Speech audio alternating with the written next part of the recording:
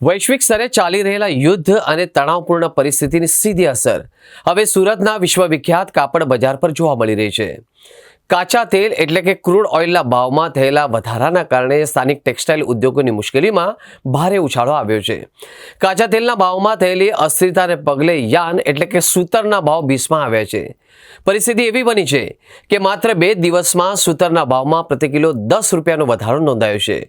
અચાનક થયેલા ભાવ વધારાના કારણે ભારે રોષ અને ચિંતાનું ઘેરું વાતાવરણ પણ સર્જાયું છે।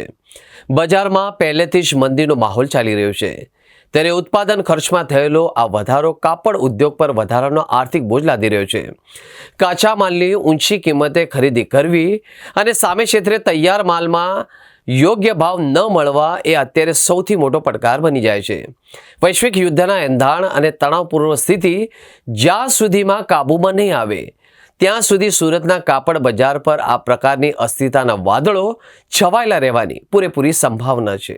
જે રીતે જે ભાવ વધ્યા છે એ વધારાને લઈને વ્યુઅર્સોમાં ખાસી એવી ચિંતા ઊભી થઈ છે કે જે એકબીજાની કડી બનીને કામ કરતા હતા એને ગ્લોબલી હેરેસમેન્ટ કરવાની વાત છે। ક્રૂડના ભાવ 2 રૂપિયા વધે, યાનમાં 10 રૂપિયા વધી જાય, આવું તો ક્યાંનો ન્યાય છે? એટલે આવી રીતે વ્યુઅર્સોને બાનમાં લેવાનું કામ જે કાર્ટલ રસીને જે યાન ઉત્પાદકો કરી રહ્યા છે એ લોકોએ નહીં કરવું જોઈએ, કારણ કે પછી આનો પડઘો જુદો પડશે। અમારે કેન્દ્ર સરકારમાં પણ રજૂઆત કરવી પડશે, કારણ કે જે રીતે તમે 15 દિવસનું સેલ હતું, મહિનાનું સેલ હતું, એની જગ્યાએ તમે ડે બાય ડે ભાવ વધારો કરી અને કાર્ટલ રસીને જે રીતે વ્યુઅર્સોને બાનમાં લ્યો છો એ બંધ કરવું જોઈએ, કારણ કે એક મજબૂત કડી છે। બધાનો વેપાર તંદુરસ્તીથી થવો જોઈએ।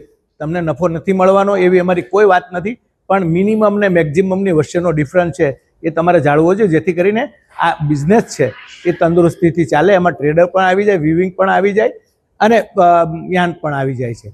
તો મારી બધા યાન ઉત્પાદકોને વિનંતી છે કે સુમેળભર્યા વાતાવરણમાં એકાબીજાની ધ્યાન રાખીને જો આગળ વધશું તો વધારે મજબૂત બનીશું, અન્યથા બીજા કોઈ રસ્તા શોધવા પડશે એવું મને લાગી રહ્યું છે। Thank you.